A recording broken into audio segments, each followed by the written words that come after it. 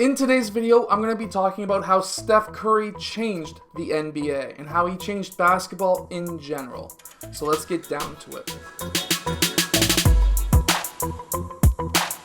So one of the things that made Steph Curry so great was his ability to shoot the ball. And he's been able to shoot the ball forever. There was actually a news channel locally here in Canada when he was growing up talking about him back, I think, when he was in like middle school. And it was because his father actually played for the Toronto Raptors. So, his name was Del Curry. I have a signed poster by Del Curry as well, which is fantastic. And someday I'd like to have Steph Curry sign the same poster. Maybe. Anyways, so how did Steph Curry change the NBA? His shooting ability is ridiculous. So many people were underestimating Steph Curry because of his size, his inability to be big or strong enough to play at the NBA level, which is why he really only got a select few schools to be even interested in him and giving him a scholarship, and Davidson is the school that he went to.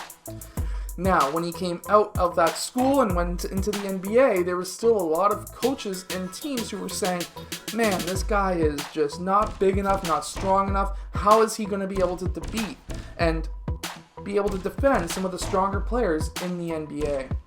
Well, as we can see, he is fearless. There's a few things that he does that few other players do. Obviously, his ball control, dribbling ability, and shooting ability is, bar none, probably some of the best we've ever seen. But why and how? What has he done to be able to improve this ability? So all of those ball control drills that your coach did with you when you were like 6, 7, 8 years old, the stuff where you're putting the ball around your waist, around your head, that does help a ton. So if you can start doing a lot of those drills and then just playing around with backboards to see where to hit the ball on the backboard and what it will do when you're trying to hit it off the backboard, so that when you are really attacking the rim, you can do so many different things like this. So what we have here is Steph Curry. He's out on the wing and he's going to be cutting baseline because there's nobody guarding the baseline right now, and this player's drawn a double team. Now, when he's driving towards the rim, obviously he has an open lane.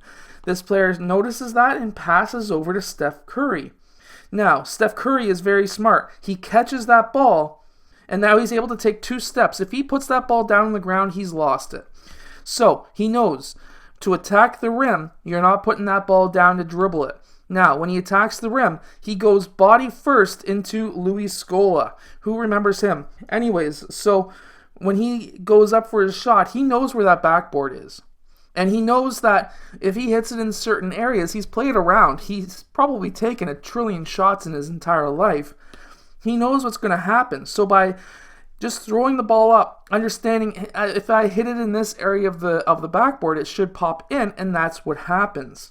So by really understanding, and he does look at the backboard and see, this is what I can do to get that ball into the net, and because of that, he knows that what basically is going to happen, and that's a basket.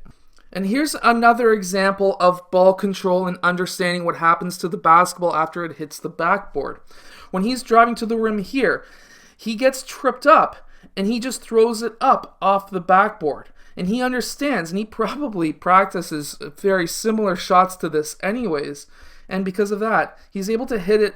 Remember what I said in some of my older videos. This area right there, if you can hit that ball off of that area, you're going to hit that shot. Now, I don't mean forwards off of that area, but if you can get a nice angle off, like a normal shot, like if you would hit a layup going off the top corner of that box, if you follow that out like a regular layup, and if you're soft with the ball, you're going to allow it to bounce in, and that's what we have here. So that's what I've learned myself. If you can hit the backboard in this area right there, you're going to be hitting a lot of shots.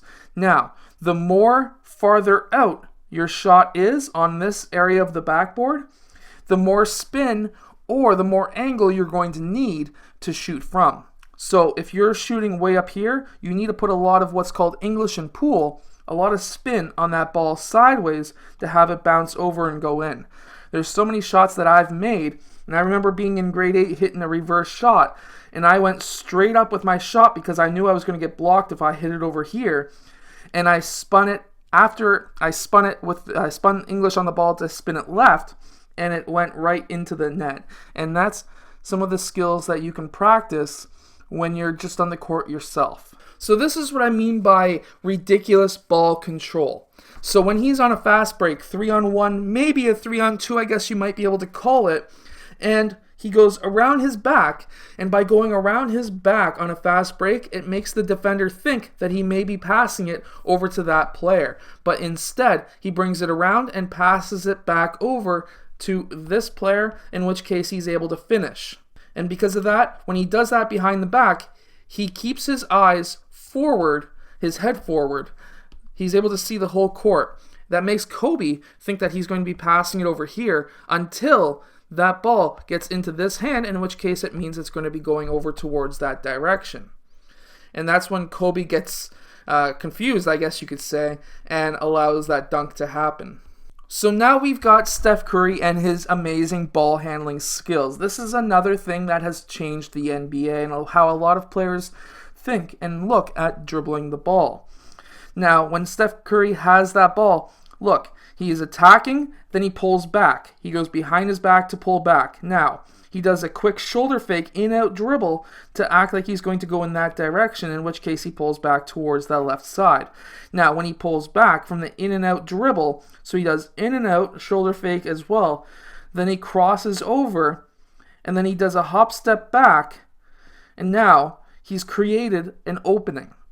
So by doing the attack on the right side, pull back, in and out dribble, and then cross over towards his right side and does a step back, he's able to get that shot off. But why is he able to get that shot off? It's because he did that in and out dribble, which moved the defender out towards that left side.